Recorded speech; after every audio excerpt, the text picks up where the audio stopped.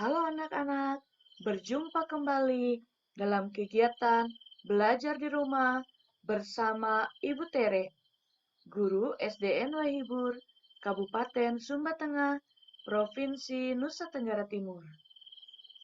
Hari ini kita akan belajar pada tema 8, subtema 2, pembelajaran 3. Nah, Ibu ingin bercerita tentang Dayu dan teman-temannya. Suatu hari, mereka pergi ke sebuah mall. Mall adalah tempat berbelanja. Di sana banyak sekali orang yang berjualan dan juga membeli barang. Mereka juga melihat seorang badut. Nah, badut adalah seorang penghibur jika kalian mengadakan sebuah pesta. Dayu dan teman-temannya berdiskusi tentang pekerjaan-pekerjaan di bidang jasa dan juga yang menghasilkan barang. Tahukah kalian, kegiatan-kegiatan yang menghasilkan barang dan jasa disebut dengan kegiatan produksi. Kegiatan produksi merupakan salah satu kegiatan ekonomi. Coba kalian amati gambar yang ada di layar. Itu adalah gambar serangkaian proses untuk mencetak buku. Semua kegiatan itu disebut dengan kegiatan ekonomi. Kita sudah pernah membahasnya dalam pembelajaran yang lalu. Apakah kegiatan ekonomi itu? Kegiatan ekonomi adalah kegiatan yang dilakukan oleh manusia untuk mendapatkan penghasilan, barang, atau jasa tertentu dengan tujuan mencapai kesejahteraan dalam hidupnya. Nah, apakah kalian masih ingat apa perbedaan antara produksi, distribusi, dan konsumsi? Mari kita ingat kembali. Produksi adalah kegiatan menghasilkan barang dan jasa. Orang yang melakukannya disebut produsen. Distribusi adalah kegiatan menyalurkan barang hasil produksi dari produsen kepada konsumen. Orang yang melakukan kegiatan ini disebut distributor. Konsumsi adalah kegiatan memakai barang-barang hasil produksi. Orang yang melakukan kegiatan ini disebut konsumen. Nah, anak-anak, dalam kegiatan memproduksi sebuah buku, seorang produsen pasti melibatkan banyak sekali pekerja. Di antaranya ada penulis buku, penata buku, ada yang membuat gambar, ada yang mencetak, ada yang menjilid, bahkan ada yang menjual buku-buku tersebut. Nah, tahukah kalian, buku merupakan sumber ilmu. Berbicara tentang sumber ilmu, kita akan melihat sebuah gambar yang ada di layar. Apakah kalian pernah melihat gambar itu? Gambar itu merupakan kampus UGM yang ada di Yogyakarta. Menurutmu, apakah kampus itu? Coba kalian tanyakan kepada orang tuamu ya. Anak-anak, setiap daerah mempunyai karakteristik tersendiri. Perbedaannya dapat dilihat dari segi fisik dan sosial budaya. Kita akan melihat contoh karakteristik daerah istimewa Yogyakarta. Yang pertama dari segi fisiknya. Seperti yang kemarin sudah kita pelajari, banyak sekali karakteristik fisik yang bisa dilihat di suatu daerah. Misalnya berupa tempat wisata, transportasi, gedung, gunung, dan sungai. Nah, di Yogyakarta itu banyak terdapat gedung sekolah dan perguruan tinggi, sehingga kota Yogyakarta dijuluki sebagai kota pelajar. Selain itu, di Yogyakarta juga terdapat sebuah sungai yang sangat terkenal dengan ceritanya. Nah, sungai tersebut disebut dengan Kali Gajah Wong. Nanti Ibu akan menceritakannya untuk kalian ya. Ya, karena tadi banyak sekali gedung sekolah dan perguruan tinggi, maka banyak juga orang yang datang belajar di Yogyakarta.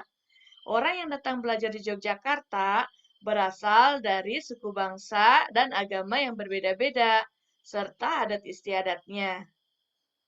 Ini adalah Dayu dan teman-temannya. Coba kalian amati bagaimana karakteristik fisik mereka.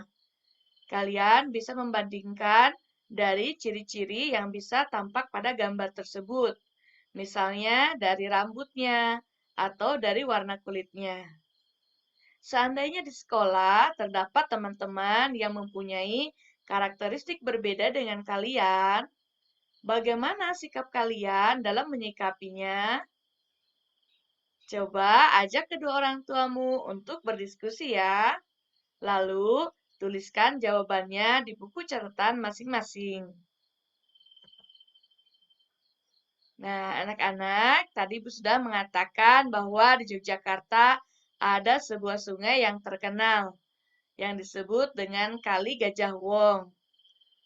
Nah, orang Yogyakarta menyebut sungai dengan istilah kali.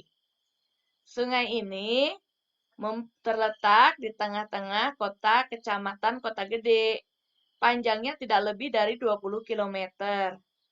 Pada abad ke-17, kali ini merupakan kali yang kecil, sehingga masyarakat di daerah tersebut menyebutnya dengan kalen, yang artinya kali kecil.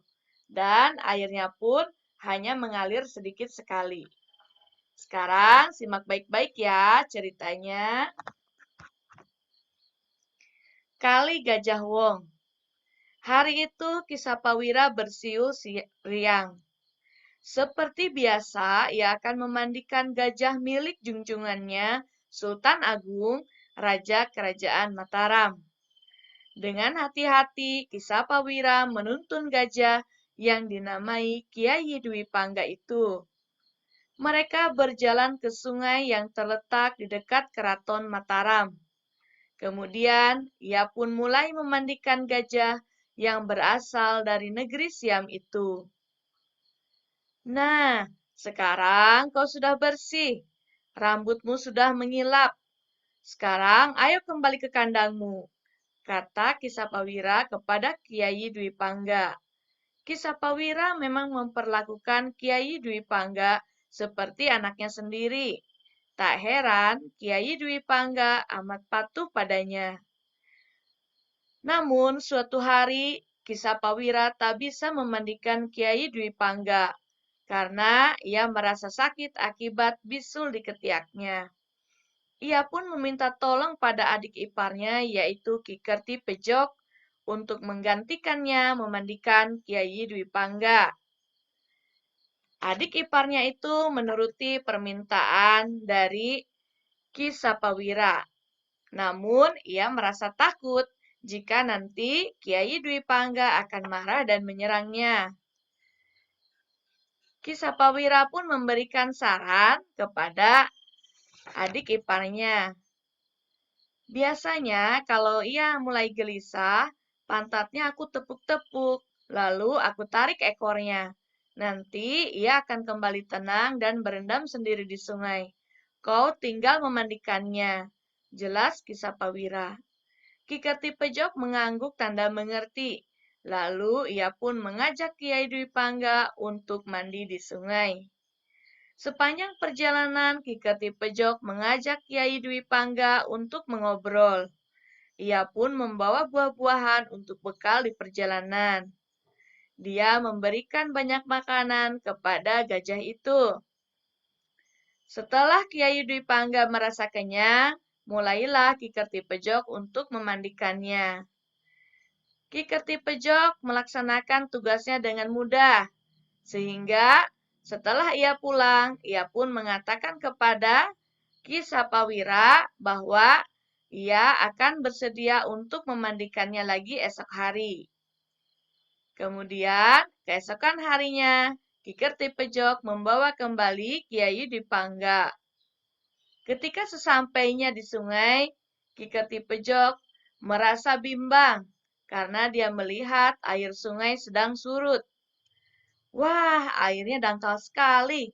Mana bisa gajah ini berendam? Aku sendiri saja tak bisa, apalagi gajah yang besar, pikirnya dalam hati. Lalu ia pun menuntun Kiai Dwi Pangga ke hilir sungai. Di situ air tampak tinggi dan alirannya juga cukup deras. Kemudian mereka berdua masuk ke dalam sungai. Sebaiknya aku memberitahu Kakang untuk memandikan gajahnya di sini. Di sini airnya lebih dalam, arusnya juga cukup deras. Aneh, kok selama ini Kanjeng Sultan Agung tak tahu keberadaan sungai ini ya? Saat ia sibuk berbicara sendiri, tiba-tiba dari arah hulu datanglah banjir bandang yang sangat besar. Mereka pun tidak menyadarinya. Akhirnya dalam sekejap mereka berdua terhempas dan terbawa arus. Sungguh malang nasib Ki Kerti Pejok dan Kiai Widipangga. Mereka terseret arus dan hanyut sampai ke Laut Selatan. Sampai akhirnya mereka pun binasa dalam keganasan banjir bandang itu.